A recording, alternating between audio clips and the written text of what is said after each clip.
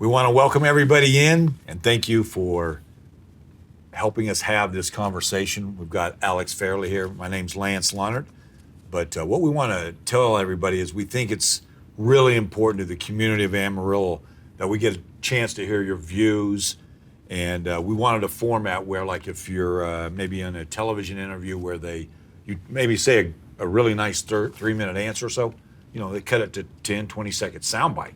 Here you have a chance to express to the citizens what your thoughts are and all that. So, and Alex and I do want to mention that we applaud your courage, and I do mean courage from the heart, because to put your name out there on a ballot, in a public ballot to run for office, it's really says a lot about you, your characters, and then and your time serving Amarillo. So we want to thank you all for being here today. Thank you. And then these will be our place 2 candidates. So we have Misty Vigil. Misty, how's it going today? Good. How are you? No complaints. No complaints. Dawn Tips. Dawn, how are you? Doing well. We appreciate you guys doing this and helping the community get to know us all. We've had a lot of fun with these, haven't we, Alex? Yeah, we really have. And Gabe McHenry-Hererra, how are you doing today? I'm doing pretty good. Yeah. Okay, thanks. Well, I think we need to get started, Alex, There right you away. go. Here we go. We have a near record number of candidates running for office in 2023, 22. What inspired you to run for the city council? And let's go ahead and start right here with Misty. I just saw some things that I'd like to make changes in and help out with. All right, Dawn? Yeah, same. I think we all saw the current council. They've done a lot of great things. Don't get me wrong, but there's some things that were done that weren't as transparent. Kind of went against the voters' will and that kind of thing. I think that woke a lot of people up. So that's what really kind of got me looking at first. I had my intentions a little bit before then, but really felt called to step up. I'm a lifetime resident of Amarillo, and I'm vested in Amarillo. And so it's like I want to help lead, I want to help guide our city to promote, grow, and prosper. So. Yeah, good stuff, Gabe. So I just wanted younger representation. That was one of the big things driving it, is because when you have just a lot of, retired people running, you have a lot of the younger generation being like, they're not going to represent me, they're not going to represent us, so they don't even go out and vote. And so I'm hoping to inspire a larger turnout in the community of voters, and as well as following more of what the community wants, as Don was saying, on they didn't want something, they tried to do it anyway, and they just riled a lot of feathers. So, Gabe, as a reference, how old are you? 29. 29, okay. Yeah. Alex, I'll start it off today, if that's all right with you. Yeah. Misty, everybody out there, we just kind of want to know about yourself. Lifelong Amarillo resident. What could you just tell us about yourself, if you don't mind? Yes, I grew up in Amarillo. I've lived here for 40 years. I did do. Did you say 40? 40. Yeah. You don't look 40. No, not even close. I moved away and then came back, but I love Amarillo. It's very family oriented, and I wanted to raise my family here. Tell us about your go ahead. family. Tell us about your family, if you're comfortable. I have a large family, so Okay, yeah. I wanted them to go to good schools and get a good education and be in an environment where it was more family oriented, not family. I guess no. Yeah, you're fine. You're fine. You're Yeah, going go good. right Go ahead. ahead. Just more, I guess, like I've always gone to Trinity Fellowship, so I wanted it to be more, I guess, faith-based. Okay, Yeah, I like it. very good. Could I go on a tangent on that? real Yeah, quick? yeah. Do you have an opinion about this kind of school choice issue? Yes. Let us know. Which school choice issue are The we issue, discussing? the governor was in town last week to talk about this, and his belief that parents ought to get to choose where their kids go to school, as opposed to with the public school money, they just got to go to. So I support that 100%, but I also support supporting the public school as Yeah. well. So, but I'll tell you that later. Okay, all right. Okay, or else you can do it now if you want. No, I'll take You my can time. wait. I'll use Yeah. it. Yeah. Okay, All right, all right. very good. Yeah. Very good. Okay, I'm up next here. Dawn, Yeah, I think you may have been one of the first people to announce. Okay. Like maybe even Yeah. before you could go file the paperwork. Right. So, and then I was paying attention to who was doing what. Mostly, I was having people say, what are you doing? Like, what's taking you so long? But you jumped right in there and got going. And as a contrast, I think some people waited till the last day. Yeah. Tell us kind of what you were thinking when you said, I'm getting on this horse. Like you didn't worry about who else was running. I don't know how you picked the play. You just picked an empty one, I guess. Yeah. But that was different than most other people. Tell us what you were thinking. Well, I knew that I was being called to do something to step up. I knew. I had talked to Cole Stanley a little bit. I was trying to figure things out because I'm new to this, right? I'm not a politician. I'm a State Farm agent. So I was new to this and this landscape and that type deal, but I knew I was supposed to do something. So I really started feeling out, what can I do? What is there? Started talking about the council. Went to the council, attended a few meetings, spoke at a couple of council meetings, and decided this is what I need to do. So, to your point of why so early, I just think I wanted to get it out there. I mean, like Gabe said, I wanted to say I wanted the community to know and get it out there quick to say, hey, if you align with me and my views and those that know me, you're going to have a good option, right? So I wanted to get out there quick and say, hey, because I feel like we were talking about this before. I think there's a lot of people that probably want to run, that they want to, help represent the community, help lead, do all the things. But they don't have that opportunity, right? Because of job or career, or family, or whatever it is. They can't do that. So it was more for me to say, hey, I'm going to run, and so the people that are like-minded, that I could start the conversation already, so that they could ask the questions, find out where I stood on things. And to say, hey, you've got a candidate here in place too. And you're right. We, at the time, Frida had not vacated to, go for mayor.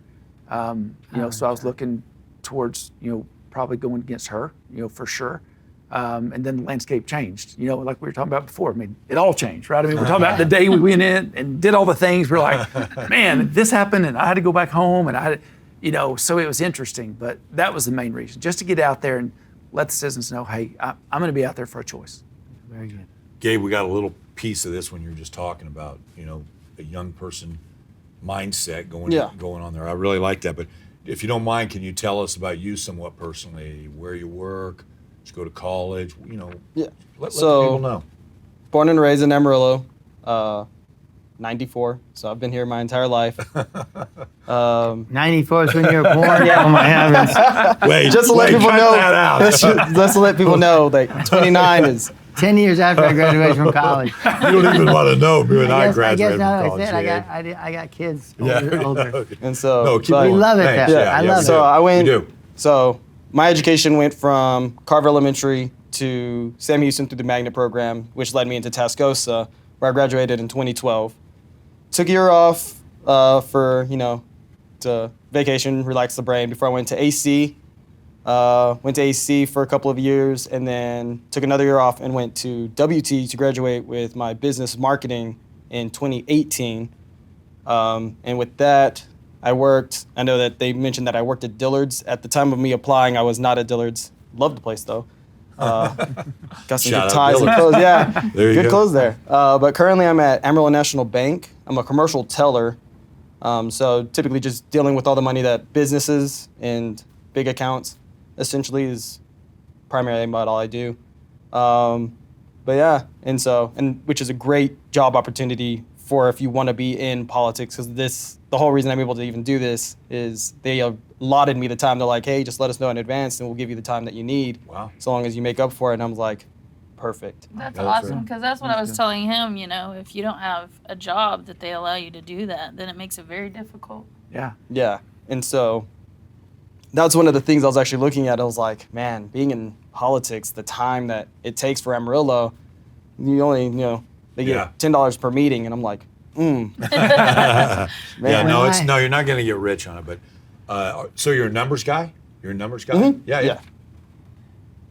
I was going to say something I noticed when we were, emailing and texting and organizing this with everybody. I didn't know how old I I hadn't started my research then, but Gabe said, I need to come around lunch. And it said to me, this guy works. Yeah. And, and I know, Don, you work, but I didn't, when you're young, someone told you, be here, and Absolutely. you got this, and I don't know, That struck a chord with him. it Very may make impressed. you represent, honestly, be representative, of more people than, people like me who have a little bit of flexibility. That's not really important, but anyway. No, just it talking is. to It my is. mind. It shows that you are working every day. Yeah. So you're a buffalo. Yes. I'm a buffalo. Oh, he's a buff. Yeah. You're next, Alex. Okay, I'm next. I'm going back to Misty. I was poking around on your Facebook page, and you had a couple comments about something that's interesting to me. I felt like you have a heart for protecting kiddos. I do. Are you comfortable speaking to that? Uh, Or you can make us wait till the end also? No, go well, ahead. my whole idea behind it is I'll use that at the end, but I mean, I would like to improve the school system. I would like to help Amarillo grow revenue-wise, and I'm family-based. Yeah. And in that is that protection of children. Yes. Yeah. And I've never made a whole lot of money, so that was kind of why we were talking about that. It does make it hard, Yeah. Yeah. Yeah, for sure. Yeah. It's really a reason why we did this. One of the candidates I was talking to on the phone 2 months ago said, and it was someone who they had never run. They work for a living. They're not going to have a bunch of money for a campaign. And she said, I can find these little places where I can go get a minute Yeah. or two, and that's what, and people maybe who have access to funding can buy the signs and buy the tea. It made me think we need to get all these folks an opportunity to, let people get to know them and hear about them. So, Yeah, One thing I appreciate want to that. tell you about that is Dan with the OGP or GOP. I'm Rogers, sorry. Yeah. Yes, he said he made a platform, I guess, so that all the candidates can be on there. So it'll give everyone a chance to look at all their stuff. So Yeah. that was really cool. That Yeah. is cool. That Yeah. is cool. Yeah. Yeah. Very good. Go ahead. You up? You're up. Oh, Don, I asked you. I came up with hard questions for you. So but this is I think it's a good question. Assuming we have a full council in mid-May, meaning we may have some runoffs, and I don't know how that works. But assuming we have a full council, what are the 3 most important things the city council should act on in the first 120 days? Wow. And maybe there's only 2, or maybe there's 9. But Yeah, what do you I mean- think are the critical things that are like? Well, and I mean, are you asking specific issues? Yeah, specific. I'd say specific. Or Gosh. it wouldn't have to be an issue like trash. It could be, but it may just be. It could be anything. Yeah.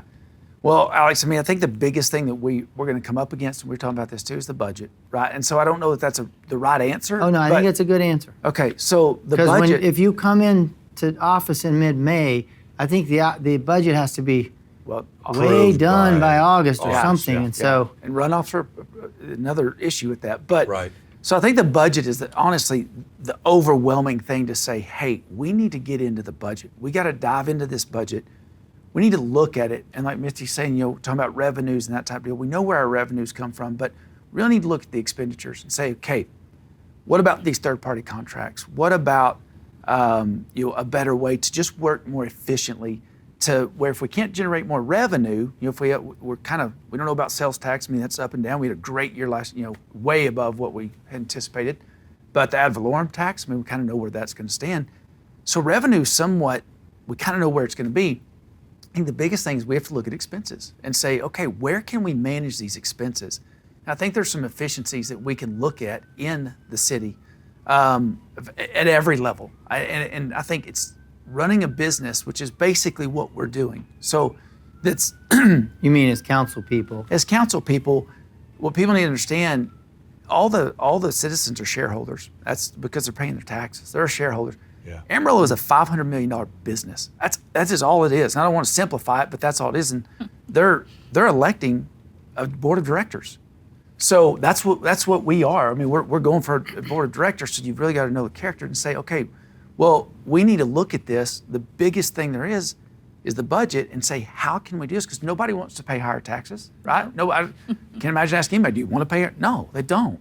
So what can we do to free up some funds to do the things that Amarillo needs done? I mean, which that's all over the board, right? We've got infrastructure, we've got, the parks, we've got, I mean, every issue. There's not one department that says, oh, I don't need any more money. They all need more money. So we need to figure out, I think that is, and that's a huge deal. That's not just something that we just make a motion, pass an ordinance, and we're good, right? And we move on. So I think that's where all the time comes in. You talk about it being a $500 million business. In our existing council, there's a couple people who have pretty strongly said, this isn't a business, you can't run it like a business. How would you respond to that? I disagree 100% because Misty's everybody in shaking here, her head up and right? down. So Misty's talking, I don't care where we are, right? Everybody in this room, we all operate off of a budget, right? Now you might be a business owner, they're like, we don't, y'all are young. I would think we would all agree with the whole business aspect of it. Yeah. We all operate in a budget, right? So we are dictated to by the budget. Whether it's your household, if I want to buy a new vehicle, I have to figure out, how am I going to do that? I don't get to go out to eat as much. I don't get to do this. We make these concessions. Yeah. The city is no different. So anybody that operates a budget at home or their own personal business, I don't care if it's a lawn mowing business or it's a $20 million business, we all operate the same. And I think so I disagree completely because it is a business. And we do have to look at the revenues coming in. We got to be good stewards of them. And I think that's a big thing of being on the board or being on the council. You got to say, I'm going to be a good steward of this and treat this as if it's my money or the taxpayers' money, and not like we have an endless supply of it. Of like, let's just go back to the money tree and harvest that thing again. No, we're limited. We have a limited budget or limited revenue, and we got to operate in that. So I disagree. Anyone else want to Can I comment on that? add? Yeah. I was going to add on that. Yeah. Another thing with a business is you want to make sure everyone knows, what they're getting paid and how much money they're putting out. And I think the Amarillo citizens, Yeah. I think they want to know that. Yeah. I like how he's talking about everybody in Amarillo is a shareholder in the sense that and board of directors, that's very true in the sense of I'm voting for someone I want to represent me, just like the shareholders are wanting somebody that's like, okay, who's going to make this business profitable? Who's going to make this, you don't want somebody in there who their thoughts are, oh, we could just get more money or we can tax them more. The shareholders are like, we want to keep more of our money, but have great things. And so if you raise taxes, and you don't provide anything for it more, you're just making a lot of people mad. They're like, why am I paying more for nothing to see for it? And that's the same thing with businesses. It's like, if a business is going to spend, a couple of $1 million, they're going to want to see something for it, or otherwise it's wasted. Yeah. And so, In that same light, there's the thing called trust. If you're going to put your money with that shareholder or whoever you're going to do it, we have a whole new council that will be on this. Do you think that is because we lost our trust in the previous? And I'd like you all to address that. Is that a fair assessment? Yes. yes, that's one of the reasons why I'm running. I mean, going back to the Civic Center, it was voted down, and then behind everybody's back, they're like, oh, we're going to go and get these debts and charge it to the people to do it anyway. When the people already were like, we don't like what you had first established. And what we wanted, for me personally, what I wanted was changes done to the Civic Center. The parking's an issue.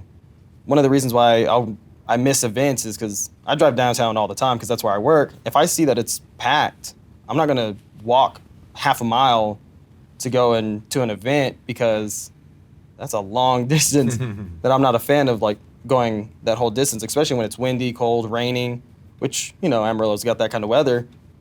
So parking. And when they say that they're not going to charge money for parking, but then all of a sudden it is, like the parking garage, I think they should have built it bigger for having let's say you had multiple events. You have hotel right there, so they're using some of the parking.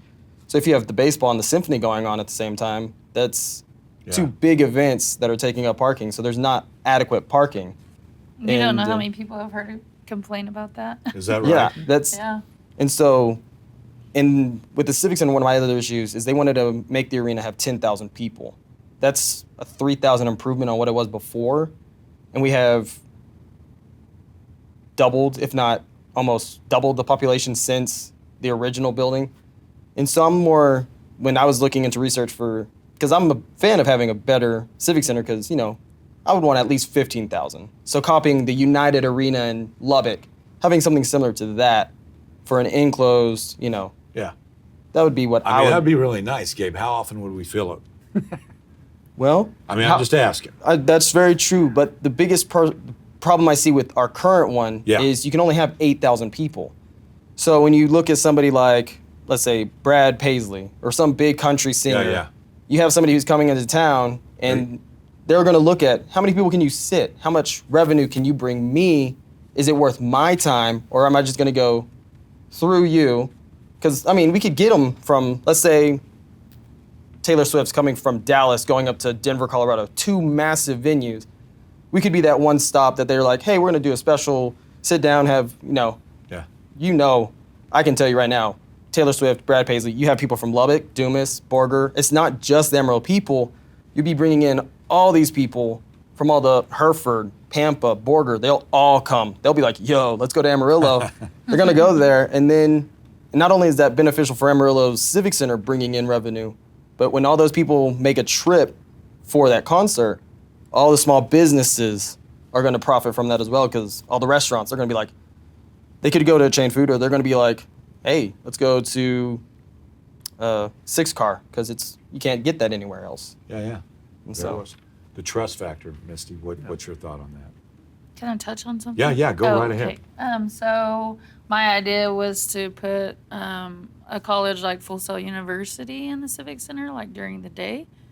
And then they could also create events later on and help it grow. Plus, it would create revenue for it. So, I agree with him, but I was trying to give a solution for it. Yeah. Because I'm assuming the reason why you asked the question was because they say that it's losing revenue. So that's why. Yeah. Dawn? Yeah, I think the reason we have so many candidates is exactly the violation of trust. It was blatant and just out there, and so that's why, which I love. We were talking about how great it is to have 3 of us, but it's a huge representation. Just look at us 3, and this is multiplied across the entire, all 4 spots in the mayor. It's great that our citizens are like, you know what? We woke up. Amarillo woke up a little bit and said, you know what? I'm gonna make change. I love that. Love that it's everybody coming up. So then it goes to the voter. Voter can choose. And we're done. Yeah. Good. Gabe? I like that. Yeah, I do too. Goes a voter can choose, we're done. We're I done. like that. Yeah. Simple. Yeah, simple, right? Gabe, not to continue on the age thing, but people are gonna say, hey. We have several young people, We and do. we've asked this to other people. Go ahead. And we want your thought on this. Hey, you're too young, or too inexperienced to be on a city council. What do you say to those people?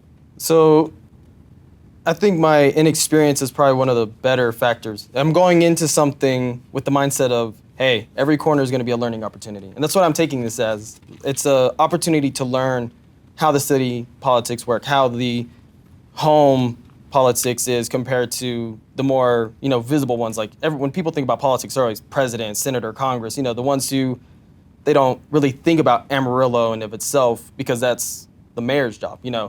The president does the whole country, the governor does the state, and then there's this position where our focus is Amarillo. What can we do to make our town great or better? Yeah. And so as the younger person, I grew up with the internet, I grew up with phones. And so if there's a transition, I feel like people like you and I. That's exactly what he's saying. You know what I mean? So yeah. But we get it. So when there's a transition, it's always the younger generation that I feel that always adopts it better and adapts to it. And so and the same things in politics. I always hear a lot of people my age, they're like, why do we have this 70-year-old, 80-year-old dude dictating how I should be living my life when, when they were running, there was no, I couldn't flip on my phone and be like, okay, I want to learn about this dude as a candidate. It was what the newspaper printed.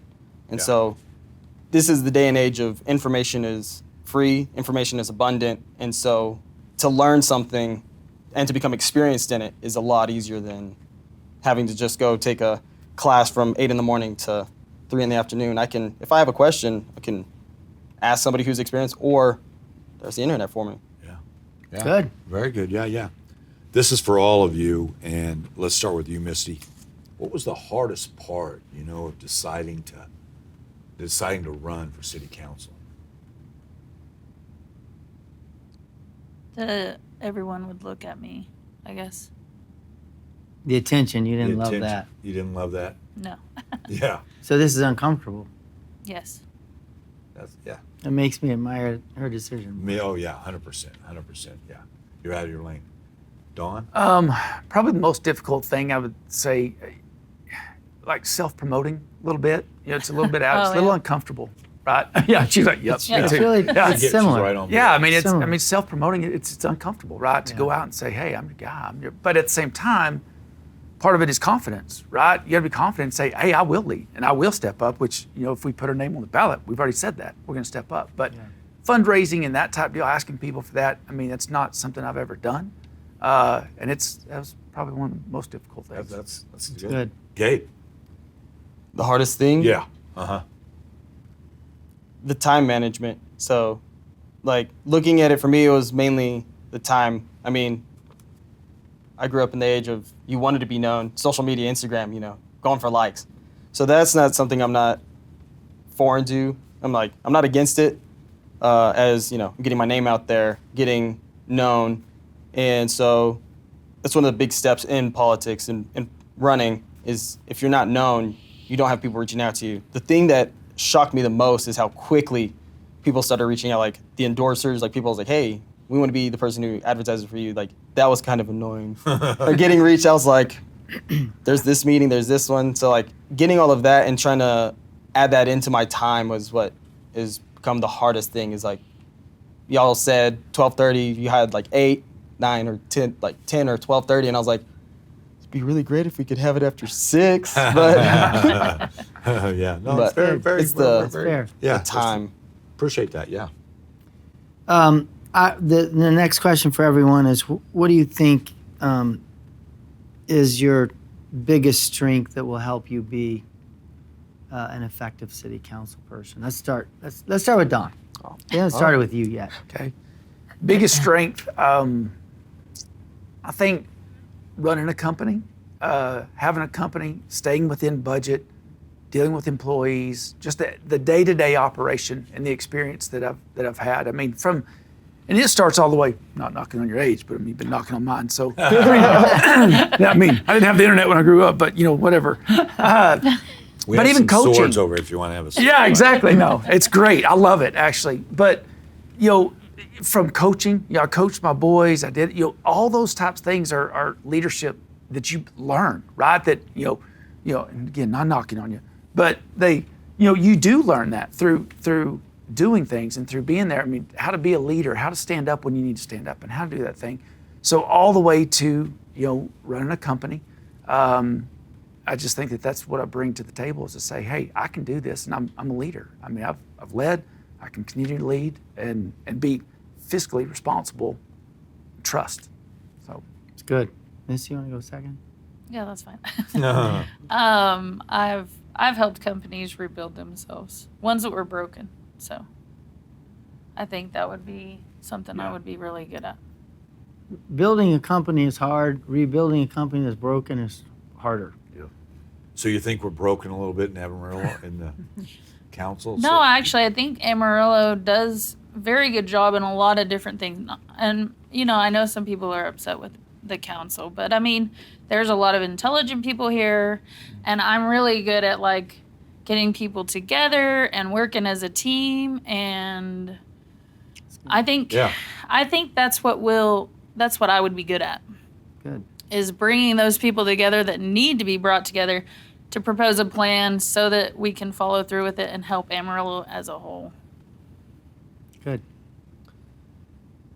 Bring a lot of energy. That's good. So when it comes down, I don't own my own business. I have an entrepreneurial mind. I will say that much. I'm very big on, I've always wanted to have my own coffee shop. So that was one thing. Kind of difficult when multiple coffee shops keep coming into town. But energy, youth, when it comes to knowing to budget, like you were saying, I mean, that's an important thing I have that I go for. I'm nowhere near their experience though. So. It's good. That's No, fair. it's very That's good. fair. Yeah. Speaking of experience, what one experience, Gabe, best prepared you to lead Amarillo as a council member? And I'd like you two to answer that as well. So what was that one experience do you think that, hey, I've been through something, I can handle this?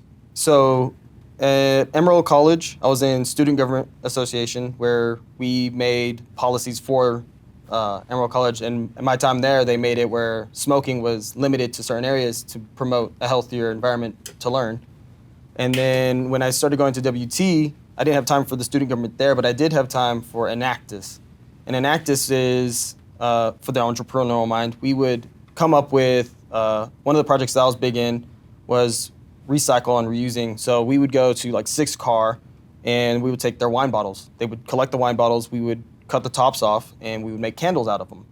And what Enactus says is they start a business for their local community or state, and then they hand that off. So we start the business and they hand it off so we handed it off to the women's shelter, so they could continue and they could make revenue from so we did the whole brick work, so they didn't have to worry about that. So we got the avenues set up, we made the process, and we got the tools for them. And so that is probably one of the biggest, Enactus is probably one of the bigger ones that helped that's with good. that. It's really good. Yeah. Dawn, what one experience or so best prepared you to lead Amarillo on that council? I think I'm going to go back to opening my business. I'd never run a business other than mowing lawns, so it was just me, so not a big deal. But opening a business and relying on, getting a team together to help. It can't just be you, right? It just can't be you. So learning that in the budgeting and that kind of thing, but learning to bring together a team that you could work together to accomplish a goal. So being able to cast a vision and to work together and communicate, truly just having to step up to be a leader. If he opens a coffee shop, he's got to figure that out. To work with the baristas, work all that stuff. But dealing with people and being able to do that and to have a common goal and to be successful. And there's ups and downs. There's, and to weather that, I think that's just part of it. But I think dealing with people is one of the biggest things. It is my business, so starting the business to prepare me, but then also the daily of communicating and talking to, building a team that I can share a vision with, and we can move forward to accomplish things. Misty, what's an experience that you've had? I ran a Sefco that was not doing very well, and that's what I had to do. Yeah. They didn't. Everyone quit on me. Wow. I walked in and I had been there for like 3 or 4 days. Everyone quit, so I had to build from the bottom up. And You must have been mean to him on the first day. Just tell it like it is, weren't you? They loved the GM that was there before me, Okay. and So whoever came after was... Well, how'd it go? Tell us about it, the rebuilding. I went into the back room and I was very upset about it, and I was like, "It's gonna be okay," Very nice. And I had to build a whole new team and make things work, and there was a lot of things I had to change, and I got the sales up, and then I trained someone to do my position, and then I moved somewhere else. So Okay. Very good. Yeah. Very I like good. it. I like it. People listening may say, "Get this gal over here. We need some help." Exactly. Job interview. thank you. All right, the last question, I think. This has just kind of been a fun question. We planned on just asking it one group, and it didn't go how we thought. It didn't go any And way then well. we like asked for another group, and that didn't go how we thought. Yeah. But anyway, it's a very simple very simple question. question. If the election were held today, okay, so you can't be undecided, who would you vote for mayor? That's easy. Yeah. For me, it was the moment Cole Stanley ran and announced that he was running. I was like, Yes. He's, without a doubt, was the one I was going to go for. And I was joking with myself before he announced. I was like, I'm going to switch from place 2 to mayor to give me somebody I want to vote for. And then Cole announced, and I was like, oh, sweet, I can stay where I'm at. Good. That's cool. Good. Yeah, that's a good story. Dawn? Don? Big Cole Stanley. He has a proven record. I've seen what he's done on the council, and he's a leader. He stepped up. Took a lot of beatings, but stood his ground on things, which is not easy. So, with the candidates that we have, Cole Stanley for sure. So at first I saw Cole, and I was not for sure. But then I actually took some time to get into all their Facebooks. That sounds horrible, huh? But I wanted to look No, that's good. and see, That's what people need to do. Yeah. about them. And Yeah. I'm actually pretty impressed by the fact that he stood up against everybody else. And there's a few other things. But Those are really good answers. We appreciate that. We also appreciate you being here today. It means a lot to us. Opportunity for you guys to express your views. I think you've done a wonderful job. But we do also want to give you guys a chance as we close this out if we haven't asked you a question and something you want to express, let's do that. Dawn, if you don't mind starting us off. Sure. Yeah. Well, I appreciate you guys, like I said, from the beginning. I think that the most important thing in the election is get to know the candidates. And I love this. This is the first time we've all been together, which is odd, but yes, and I love it. I mean, it's great. So I just want to let everybody know I'm diehard Amarillo. Love Amarillo. I have pride in Amarillo. I have a brother that's very successful and lives outside of Amarillo. He questions every time, why do you still live there? Why do you live there? Man, I'm like, love it. This is home. So I'm passionate about Amarillo. I'm passionate about the people. There's no better people, and that's not just a political thing that I'm saying. There's truly no better people. When you travel, if you travel at all, and you're gone for a while, you can't wait to get Appreciate it. back home, right? I mean, to just our people, right? Whether it's walking on the street or in the grocery store or whatever. So I'm passionate about the people. I will be a good steward of what the people have given in their taxes, what they're doing. I will commit to listening. Again, I'm not a fan of rhetoric, right? We can all sit up here and say the same things, but get to know the candidate, get to know the character, look at their fruits, look at their accomplishments, what they've done, and choose the best person. But I feel like I will be a good steward, and I look forward to representing you if they choose to vote for me. I look forward to representing the city and representing the people and act on that board of directors fiscally responsible. Yeah, very well. Gabriel, Misty, who wants to go next? oh, there you go. So, for me, let's see, big things. I was going to go back and talk about how the schools and what my stance on that. I would agree on the whole allowing the parents to choose what school they go to. And that's looking at it from an entrepreneurial and a business standpoint of if you want something to improve, you have the free market. And from a relatively recent event that occurred in my life of proving that is beforehand my internet was $100 and something because there was only one provider. Not the fastest, not that great. All of a sudden, 2 additional companies move in, they bring in fiber. Now they wanted to update fiber, and then they're willing to drop the price down. It's too late. I already went to one of the other providers because they were willing to provide it for half the cost. So not only did they show me in that sense of charging me $100 something for internet that was half of what they were willing to offer me now, they were pretty much telling me, we're ripping you off and there's nothing you can do about it. And so in the school system, what you're telling a lot of parents, and if they don't like a school and they don't want their kid going there, what you're telling that parent is tough luck.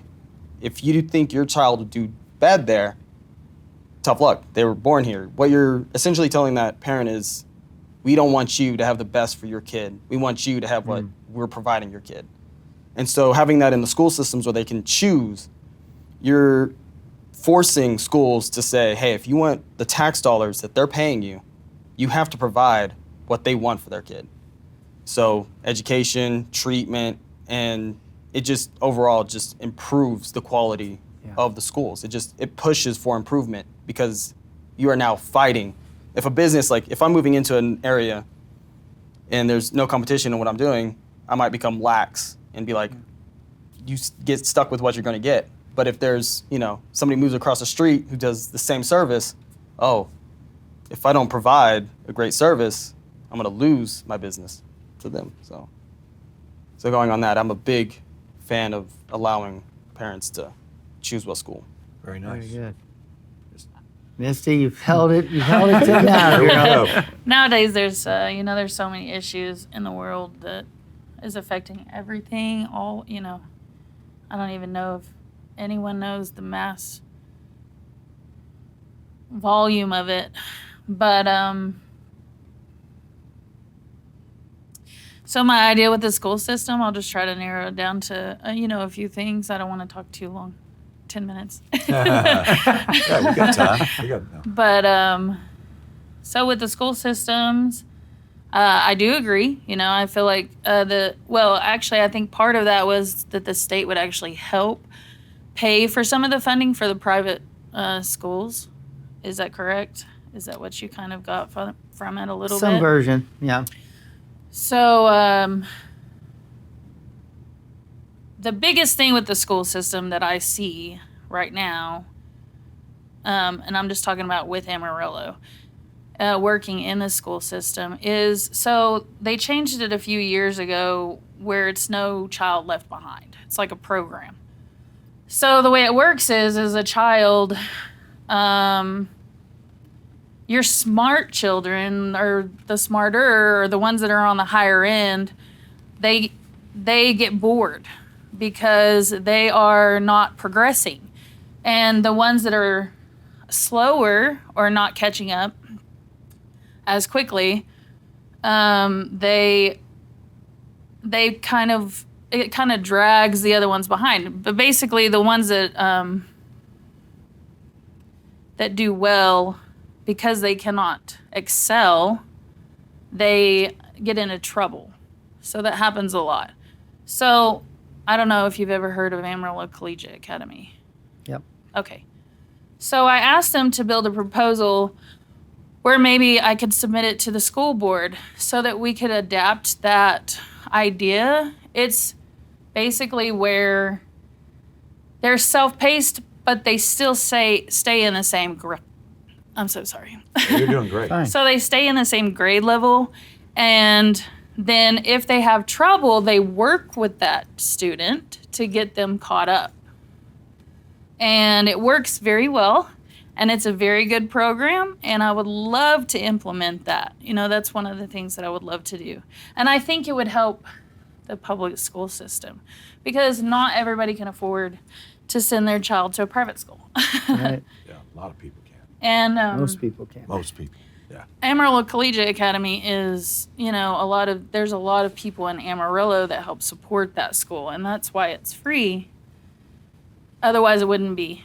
So, Very good. Very good. Very good. Yeah. Yeah. It was worth the wait. It was worth the wait. Yeah. It really was. Thank you guys for being here today. We can't thank you enough, and really, really enjoyed the conversation. And these are your place 2 candidates. We've got Misty Vigil, Don Tips, and Gabriel. He'll be okay if you approach him that way. McHenry-Hererra. So great job today, guys. Thank you for joining us. Thank you, guys. thank you. Yeah. Like we always say, go out and vote is Yes. the most important thing. Yep. And you have your choices here. And thank you so much for joining us today.